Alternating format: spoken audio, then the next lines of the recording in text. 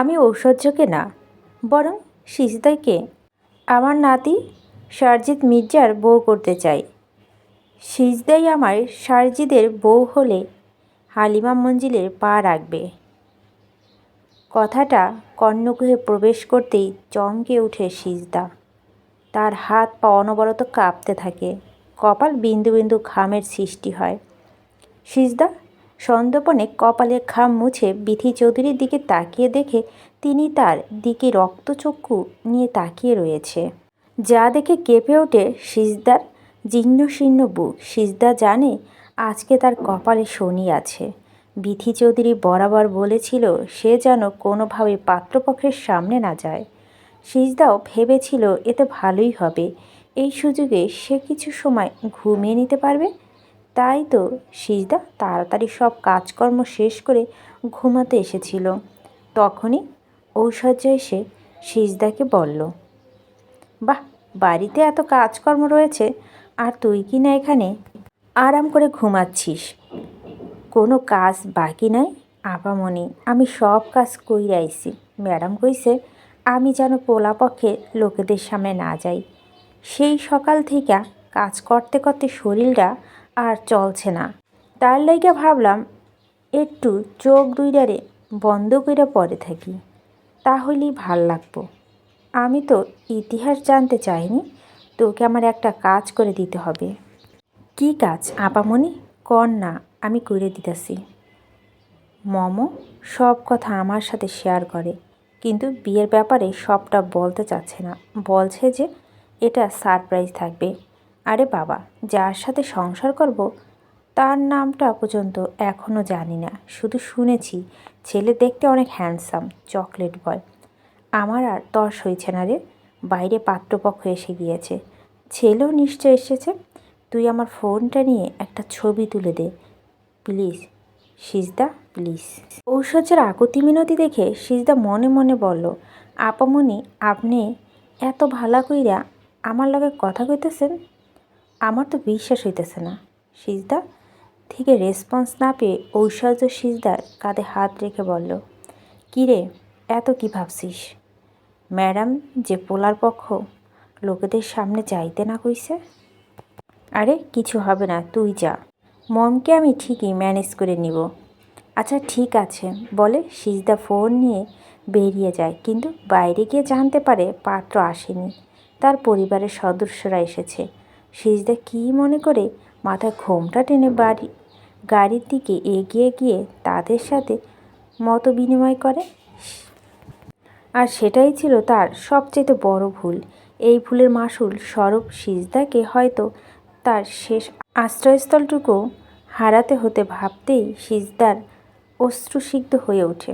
হালিমা বেগম সিজদাকে নিয়ে ঐশ্বর্যের পাশে বসিয়ে দেয়। ঐশ্বর্য রাগে গজগজ করতে করতে সোফায় সেরে উঠে এসে বিথি চৌধুরীকে জড়িয়ে ধরে বলল, এসব কি হচ্ছে মম? প্লিজ ডোন্ট ক্যারি বেবি, এখানে ভুলটা তোমার হয়েছে। আমি তো ওই মেয়েটাকে পাত্রপক্ষের সামনে যেতে বারণ করেছিলাম, তুমি ওকে পাঠিয়েছ তাদের সামনে। আমি কি জানতাম নাকি তাদের রুচি এত নিচে হবে? তারা আমার মতো সুন্দরী স্মার্ট এডুকেটেড মেয়ে রেখে যে কাজের মেয়েকে পছন্দ করবে এটা আমি ভাবতেও পারিনি মম। আমি ঠিক এই ভয়টাই পাচ্ছিলাম বেবি। আমার না মানলেও এটা সত্যি যে সিজদা রূপবতী, গুণবতী, মায়াবতী মেয়ে, যে কেউ ওকে দেখলে পছন্দ করবে। এজন্য আমি ওকে একটা রংচটা 3 পিস পরতে দিয়েছিলাম, চুল তেল দিতে বলেছিলাম যাতে করে ওকে দেখতে বিশ্রী লাগে। বাই এনি চান্স পাত্রপক্ষে কেউ দেখলেও যাতে ওকে পছন্দ না করে। কিন্তু কি লাভ হলো, সব প্ল্যান ভেস্তে গেল। এখন যদি তারা কোনোভাবেই জানতে পারে সব রান্না সিজদা করেছে, তাহলে তো আরও বড় কেলেঙ্কারি হয়ে যাবে। তুমিও না মম একটু বেশি বেশি করো, কি দরকার ছিল এত বাইয়ে বলার? আমি কোন ক্লাসে বৃত্তি পেয়েছি মম? আমি তো কোনো মতে টেনে টুনে পাশ করেছি। তুমি আমার প্রশংসা করতে গিয়ে উল্টো পাল্টো যা না তাই বলে দিয়েছ মম। ইন্টার কেউ ফার্স্ট ক্লাস ফার্স্ট কীভাবে হয় মম? আমি এত কিছু জানি নাকি? আমি নিজেই তো এইচএসসি ফেল, বিয়ের আগে তোমার বাবাকে মিথ্যে বলেছিলাম যে আমি গ্র্যাজুয়েশন কমপ্লিট করেছি।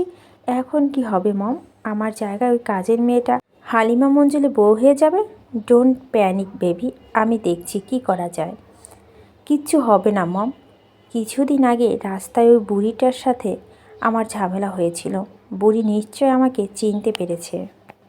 তোমার মুখটা একটু বন্ধ রাখো বলে বিথি চৌধুরী হালিমা বেগমের দিকে এগিয়ে গিয়ে বলল, আপনাদের রুচি এত নিচে জানতাম না। একটা কাজের মেয়েকে বাড়ির বউ করতে চাইছেন? ছি! এতদিন শুনে এসেছি চোরের মায়ের বড় গলা, আজ বাস্তবে তার প্রমাণ পেলাম। সিজদা কাজের মেয়ে হলেও আপনার মেয়ের মতো অসভ্য চরিত্রহীন নয়। Mind your language. আপনি অপমান করছেন আমাদের। খুব তো বড় মুখ করে বলেছিলে চাঁদের খুদ থাকলেও আপনার মেয়ের কোনো খুদ নেই। আসলে আপনার মেয়ে তো পুরোটাই খুদ। হালিমা বেগমের কথা শুনে ফারুক মির্জা বললেন, এসব কি বলছেন আম্মা? কিছুদিন আগে তোকে একটা মেয়ের কথা বলেছিলাম না, মনে আছে? হ্যাঁ, ছাত্রলীগ নেত্রী না কি জানি একটা বলেছিলেন। রাস্তা আপনাকে অপমান করেছিল মেয়েটা। হ্যাঁ, এই সেই বেয়াদব মেয়ে, অসংখ্য ছেলেদের সাথে মেলামেশা তার। কথাটা শুনে হতবাক হয়ে যান বিথি চৌধুরী। তার মেয়ে হোস্টেলে থেকে পড়াশোনা করে, কিন্তু মেয়ে যে এত অধপতন হয়েছে সেটা ভাবতেই পারেননি বিথি চৌধুরী। মেয়ে এমন অধপতনের কথা শুনেও দমে যাননি তিনি, বরং তিনি গলা উঁচিয়ে বললেন, শুনেছি শারজিন একজন কারিওলিস্ট, হাজার হাজার মেয়েদের ক্রাশ। সার্জিস কি আদৌ একটা কাজের মেয়েকে তার স্ত্রী হিসেবে গ্রহণ করবে? হালিমা মঞ্জিলের কর্ত্রী আমি, সেখানে আমার কথাই শেষ কথা। সার্জিসের কিসের ভালো হবে কিসে মন্দ হবে সেটা দেখার দায়িত্ব আমাকেই পালন করতে হবে।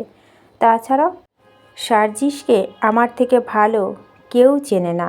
সার্জিস তার দাদুকে অনেক ভালোবাসে। আমার বিশ্বাস আমি যা বলবো সার্জিস সেটাই মেনে নেবে। এতক্ষণে চুপচাপ সবটা শুনেছিলেন সার্জিদের মা শান্তা মির্জা। তবে তিনি আর চুপ থাকতে পারলেন না। তিনি গর্জে উঠে বললেন, আপনি আমার ছেলের ওপর সবটা জোর করে চাপিয়ে দিতে পারেন না আম্মা? আমি সার্জিজের মা, কিন্তু এখানে তো আপনি আমাকে কথা বলার কোনো সুযোগই দিচ্ছেন না। হ্যাঁ, মানছি ঐশ্বর্য ভালো মেয়ে না, ব্যাপার না। আমার অন্য মেয়েও দেখব। অন্য মেয়েও বলতে? তুমি যে তোমার বোনের মেয়ে তাথই এর দিকে ইঙ্গিত করছো, সেটা আমি খুব ভালো করে বুঝতে পারছি বৌমা। তাথইকে নিয়ে আপনার এত সমস্যা কোথায় আম্মা? তাথই সুন্দরী, শিক্ষিত, বড়লোকের বাপের একমাত্র মেয়ে। তাছাড়া তাথই সাজ্জিদকে ভালোবাসে। আমি একটা কাজের মেয়েকে কিছুতেই আমার সাজ্জিদের বউ হিসেবে মেনে নিতে পারবো না আম্মা, কিছুতেই না। শান্তা মির্জা কথা শেষ হতে না হতেই পিছন থেকে পুরুষনালিত কণ্ঠ ভেসে আসে, যাকে আপনারা কাজের মেয়ে বলে অপমান করছেন সে এই বাড়ির কাজের মেয়ে না। সিজদা আমার একমাত্র বোন রিমার মেয়ে। রিমা কথাটা শুনে চমকে উঠে ফারুক মির্জা। তিনি ভাবতেও পারেননি এতগুলো বছর পরে আবার রিমার নামটা উঠে আসবে। মূলত রিমায়ের জন্যই তাদের বন্ধুত্ব ফাটল ধরে। রিমাকে বড্ড ভালোবাসতেন ফারুক মির্জা। তাকে একটা নজর দেখার জন্য প্রতিদিন বন্ধুর বাড়ি ছুটে যেতেন। এক পর্যায়ে রাশেদ ব্যাপারটা নোটিশ করলে ফারুক মির্জা রিমাকে ভালোবাসার কথা বলে দেয়, যেটা রাশেদ মেনে নিতে পারে না। তাদের মধ্যে দ্বন্দ্বের সৃষ্টি হয়। বহু বছর পর অনাকাঙ্ক্ষিতভাবে আবার তাদের দেখা হয়। পুরানো শত্রুতা ভুলে তাদের সম্পর্ক আস্তে আস্তে স্বাভাবিক হয়ে ওঠে। তবে রিমা প্রসঙ্গ নিয়ে দুজনের মধ্যে কখনোই কথা হয়নি। ফারুক মির্জা প্রায় ভুলে গিয়েছিল রিমার কথা। সিজদা রিমার মেয়ের সুরেই বুকটা থপ করে উঠে তার। তিনি তড়িৎ গতিতে পিছন ফিরে দেখেন তার বন্ধু রাশেদ চৌধুরী দরজায় দাঁড়িয়ে রয়েছে। ফারুক মির্জা তৎক্ষণাৎ এগিয়ে বসে রাশেদ চৌধুরীকে জড়িয়ে ধরে বলল, আরে বন্ধু, তোর না আরও 2 দিন পর দেশে ফেরার কথা ছিল? হ্যাঁ, কিন্তু 3 দিন আগেই আমার কাজ শেষ হয়ে গিয়েছিল। তাই ভাবলাম মেয়েটাকে দেখতে আসবে, বিথি একা একা সবটা সামলাতে পারবে কি না। সর্বোপরি সবাইকে সারপ্রাইজ দিব বলে হুট করে চলে এলাম। বাড়িতে ফিরে তো ভালো একটা খুশির খবর পাবো এটা আমি ভাবতেও পারিনি। কাকিমা সিজদাকে সাজ্জিদের বউ করে নিতে চাইছেন, এটা তো পরম সৌভাগ্য আমার। আমার এই বিয়েতে কোনো আপত্তি নেই। আমি হলফ করে বলতে পারি আমার সিজদা যে বাড়ির বউ হয়ে যাবে সেই বাড়ি সুখ শান্তিতে কানায় কানায় পরিপূর্ণ হয়ে উঠবে। সিজদার রিমার মেয়ে, এটা অন্তত আমাকে বলা উচিত ছিল। রাশেদ, কেমন মামা তুই নিজের বোনের মেয়েকে বাড়ির কাজের মেয়ে পরিচয় রেখেছিস? ছি রাশেদ, ছি, আমি তোর থেকে এটা আশা করিনি বন্ধু। রিমাটা সারা জীবন স্বার্থপর থেকেই গেল। নিশ্চয় নিজের স্বার্থের জন্য ফুলের মতো পবিত্র মেয়েটাকে এই বাড়ির কাজের মেয়ে পরিচয়ে ফেলে রেখেছে। সিজদার আসল পরিচয় কেউ জানে না, আমি কাউকে জানতেও দেইনি। তাই বলে আমি সিজদাকে কখনোই কাজের মেয়ে পরিচয় দেই না। সিজদার বাবা রূপক হালদার গোয়েন্দা বিভাগে চাকরি করত। রূপক একজন সৎ সাহসী দাপটে অফিসার ছিলেন। অসংখ্য কেস একা হাতে হ্যান্ডেল করেছে। অনেক বড় বড় মাস্তান কিলার, বড় বড় নেতাদের কুকর্মে ফাঁস করে তাদেরকে জেলে দিয়েছেন। এমনকি ফাঁসিও হয়ে গেছে কয়েকজনের। সিজদা যখন 6 মাসের বয়স তখন হুট করে রূপক নিখোঁজ হয়ে যায়। প্রেস, মিডিয়া, সংবাদপত্র, সামাজিক যোগাযোগের মাধ্যমে তোলপাড় হয়ে যায়। তবুও রূপককে খোঁজ মেলে না। রূপক নিখোঁজ হয়ে যায় রিমা অনেক ভেঙে পড়ে। দিন দিন অসুস্থতা বাড়তে থাকে। কয়েক বছর পর শোনা যায় যে জঙ্গলে মাটিতে পুঁতে রাখা একটা লাশ পাওয়া গিয়েছে। সেখানে রূপকের ব্যাস, ঘড়ি, বন্দুক, আইডি কার্ড পাওয়া গেছে। এটা শোনার পর থেকে রিমা মানসিক অবস্থা খারাপ হয়ে যায়। রিমা শ্বশুর শাশুড়ি বাধ্য হয়ে রিমাকে মানসিক হাসপাতালে অ্যাডমিট করে। সেখানে রিমার ওপর হামলা হয়। সিজদার তো লাইফ রিস্ক ছিল। সিজদার জীবনের ঝুঁকি দেখে আমি সিজদাকে আমার কাছে নিয়ে আসি, কিন্তু কাউকে সিজদার আসল পরিচয় জানতে দেয়নি। কিন্তু আমার স্ত্রী সিজদার আসল পরিচয় কিভাবে জেনে যায়। বিথি আমাকে এটা বলে যে সে সিজদাকে যেভাবে রাখতে চায়, আমি যদি সেভাবে রাখতে না দিই তাহলে বিথি সবার সামনে সিজদার আসল পরিচয় তুলে ধরবে। আমি বাধ্য হয়ে সবটা মেনে নিতে হয়। আমার খুব ইচ্ছে ছিল সিজদাকে লেখাপড়া শিখে অনেক বড় করব, কিন্তু আমি পারিনি। আমি একজন ব্যর্থ মামা বলে কান্নায় ভেঙে পড়ে রাশেদ চৌধুরী। ড্রয়িং রুমে এক কোণে দাঁড়িয়ে সবটা শুনছিল সিজদা। তার যেন নিজের কানকে বিশ্বাস হচ্ছে না। সে তো এতদিনে জেনে এসেছে সে এতিম। এতিমখানা থেকে তাকে এই বাড়িতে নিয়ে এসেছে। সে এতিম না, তারও বাবা মা আছে। ভাবতেই সিজদার সুখ সুখ অনুভব হয়, কিন্তু পরক্ষণে মনটা খারাপ হয়ে যায় এটা ভেবে যে তার বাবা আর এই পৃথিবীতে নেই। সে তাকে বাবা বলে ডাকতে পারবে না। সিজদা চোখে পানি মুছে গুটি গুটি পায়ে রাশেদ চৌধুরীর কাছে এগিয়ে এসে তাকে জড়িয়ে ধরে বলে, তুমি আমার মামু? হ্যাঁ মা, আমি তোর মামু, এই হতভাগা মামু। আমার মা কি এখনও বাইসা আছে মামু? আমারে আমার মায়ের কাছে লইয়া যাও না মামু।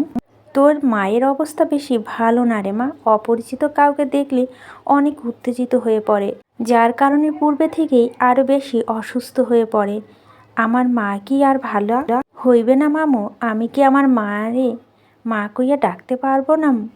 মা কি একটা বারে লইগা আমারে নিজের বুকে টাইনা লইবে না মামু? পারবি মা, পারবি। বাইরে দেশ থেকে অনেক বড় ডক্টর এসে তোর মায়ের চিকিৎসা করছে। একটু সুস্থ হলেই তোকে তোর মায়ের কাছে নিয়ে যাব।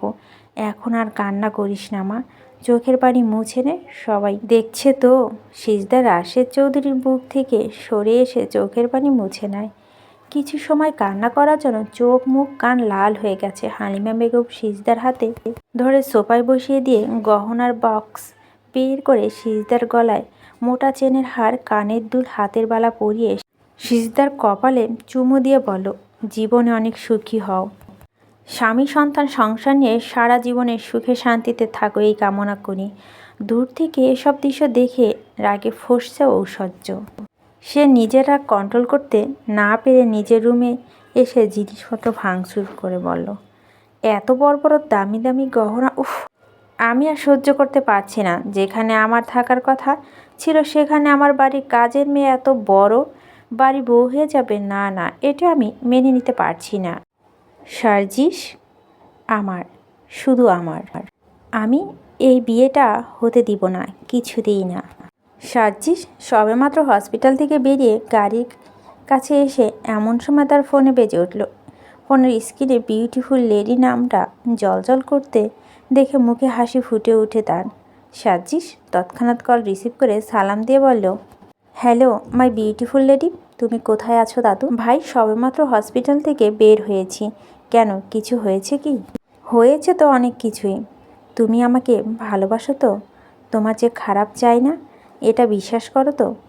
কেন, তুমি জানো না? জানি তো, তবুও জিজ্ঞেস করলাম। সোর্স লাগবে তোমার? সোর্সের প্রয়োজন নেই। ওকে ফাইন, বাট কি হয়েছে সেটা তো বলো। তুমি বাসায় আসো, তারপর ঠান্ডা মাথায় সবটা বুঝিয়ে বলছি। জো হুকুম মাই বিউটিফুল লেডি বলে সাজিদ ফোন পকেটে রাখতেই কোথাও থেকে মডার্ন ড্রেস পরা একটা মেয়ে দৌড়ে এসে সার্জিসকে জড়িয়ে ধরল। বিরক্তিতে সার্জিদের কপালে ভাঁজ পড়ে গেল, হাত মুষ্টিবদ্ধ হয়ে গেল। সার্জিদ তড়িৎ গতিতে মেয়েটাকে নিজের থেকে ছাড়িয়ে নিয়ে বলল, তোকে কতবার বলছি তাথই, হুটহাট আমার হাক করবি না। এসব একদম ভালো লাগে না আমার। কাম অন সার্জিদ, জাস্ট হাক করছি, এতে এত রিয়াক্ট করার কি আছে? তোকে লাস্টবারের মতো ওয়ার্নিং করছি, নেক্সট টাইম এমন অসভ্যতামি করলে কানের নিচে কষে দুটো থাপ্পড় মেরে দিব। সার্জিদের কথা তাথই একটু ভয় পেয়ে গেল। তার রাগ সম্পর্কে যথেষ্ট ধারণা আছে তার।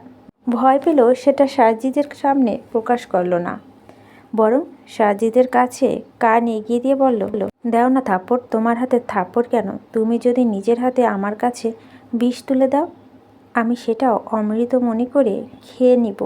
রাজি আছি সার্জিস। এক মিনিট সার্জিস কি? হ্যাঁ সার্জিস কি? আমি তোর সিনিয়র, ভাইয়া বলে সম্বোধন করবি ওকে। খালামণি আমাকে কথা দিয়েছে, সে আমাকে তার পুত্রবধূ করে নিবে। কয়েকদিন পরই তোমার সাথে আমার বিয়ে হবে। বিয়ের পর তুমি আমার বর হবে। বরকে কেউ ভাইয়া বলে সম্বোধন করে নাকি? Stop all this nonsense, please try to understand. বিরক্ত লাগছে আমার। চলো না কোনো কফি শপে যাই, সেখানে গেলে দেখব সব বিরক্ত কেটে যাবে, ভালো লাগবে তোমায় বলে তাথই সাজিদের হাত ধরতে সাজিদ এক ঝটকায় হাত সরিয়ে দিয়ে বলল, কফি শপে যাওয়ার কোনো ইচ্ছে নেই আমার। তোর যাওয়ার ইচ্ছে হলে তুই যা না, আমাকে কেন বিরক্ত করছিস? তোমার ভালোর জন্য বলছিলাম। আমার ভালো নিয়ে তোকে ভাবতে হবে না তাথই, দাদু কল করছিল, আমাকে তাড়াতাড়ি বাসায় যেতে হবে, বাই। আমিও যাব, অনেক দিন খালামণির সাথে দেখা হয় না, এই সুযোগ খালামণিকে দেখে আসতে পারবো। গতকাল শপিং মলে আম্মির সাথে দেখা হয়েছে তোর, আর আজকেই বলছিস কতদিন খালামণির সাথে দেখা হয় না? নাটক কম কর বলে সার্জিস এক মিনিট ও বিলম্ব না করে গাড়ি থেকে বসে যায়। চোখের পলকে গাড়ি ছুটে যায় নিজ গন্তব্যে। তাথই সার্জিসের যাওয়ার পানে তাকিয়ে নিজের চুল খামছে ধরে বলে, ড্যাম ইট, এবার কি করব আমি? হালিমা মঞ্জিলে যাব? না না, তার থেকে বরং খালামণিকে কল দিই বলে তাথই হ্যান্ডপাস থেকে ফোন বের করে দেখে ফোনে স্ক্রিনে খালামণির নামটা জ্বলজ্বল করছে। তাথই তড়িৎ গতিতে ফোন রিসিভ করে বলল, তোমার ছেলে তো আমাকে পাত্তাই দেয় না খালামণি। আমি তোমার কথা মতো কত সুন্দর করে সাজগোজ করে সাজিদের সামনে এসেছিলাম, কিন্তু সাজিদ আমার দিকে তাকিয়েও দেখেনি। আবার বলে কি না ওকে ভাই ডাকতে।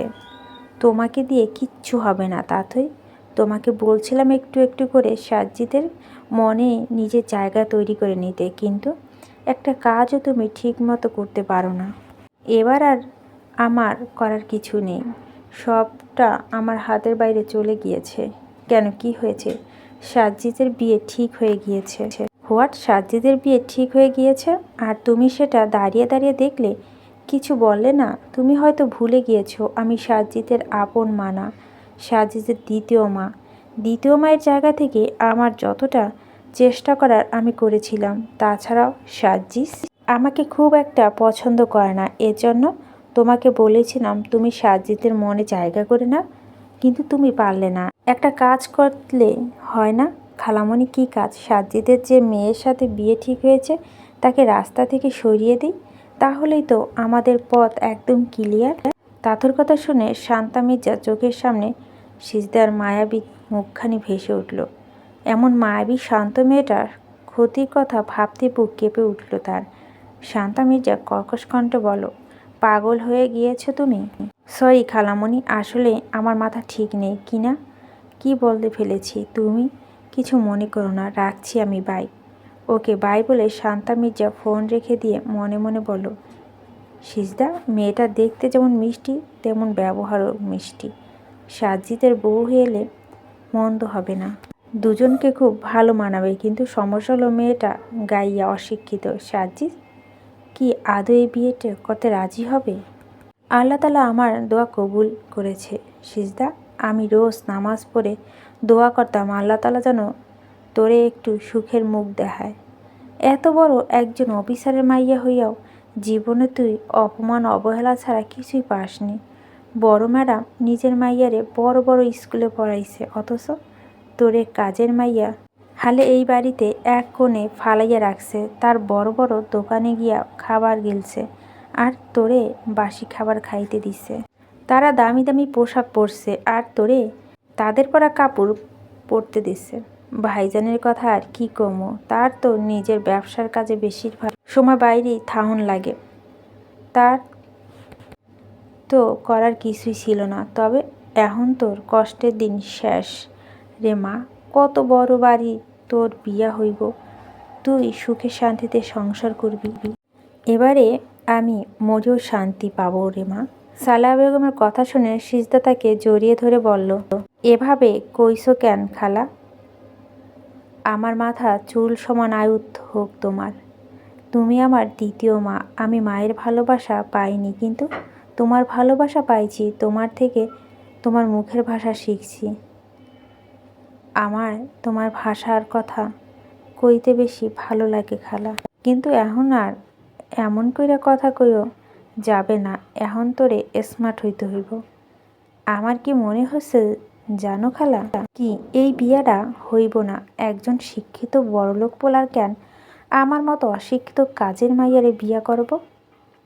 এতক্ষণে দরজার বাহিরে দাঁড়িয়ে সবটা শুনছিল ঐশ্বর্য। সিজদার কথা শুনে ঐশ্বর্য মুচকি মুচকি হেসে বলল, তুই ঠিক ভাবছিস সিজদা, তোর যে এই বিয়েটা করা হবে না। আমিও শিওর সাজ্জিদ কিছুতেই তোর মতো একটা মেয়েকে বিয়ে করতে রাজি হবে না। বাই এনি চান্স সাজ্জিদ যদি এই বিয়েতে রাজি হয় যায়, তাহলে বিয়ে আসরে তোর জায়গায় পাত্রী হয়ে থাকবো আমি। কিন্তু এসব করতে গেলে আগে তোর একটা ব্যবস্থা করতে হবে। রূপক হালদার মানে তোর বাবা যাদেরকে জেলে দিয়েছে তাদের ফাঁসি হয়েছে। তাদের ফ্যামিলির লোকদের মনে নিশ্চয় এখনও প্রতিশোধের আগুন জ্বলছে। বাবা তো বলেছিল গুন্ডা মস্তানদের হাত থেকে বাঁচতে সিজদাকে আমাদের বাড়িতে নিয়ে এসেছে। আমি একবার যদি তাদের ব্যাপারে জানতে পারতাম, তাহলে আমার পথের কাঁটা দূর হয়ে যেত। এতে সাপও মরত, লাঠিও ভাঙত না। চোখের সামনে আমার রাজকুমার রাজত্ব অন্য কেউ ছিনিয়ে নিয়ে যাবে, এটা কিছুতেই হতে দিব না। যত দ্রুত সম্ভব আমার পথের কাঁটা আমাকেই সরিয়ে ফেলতে হবে।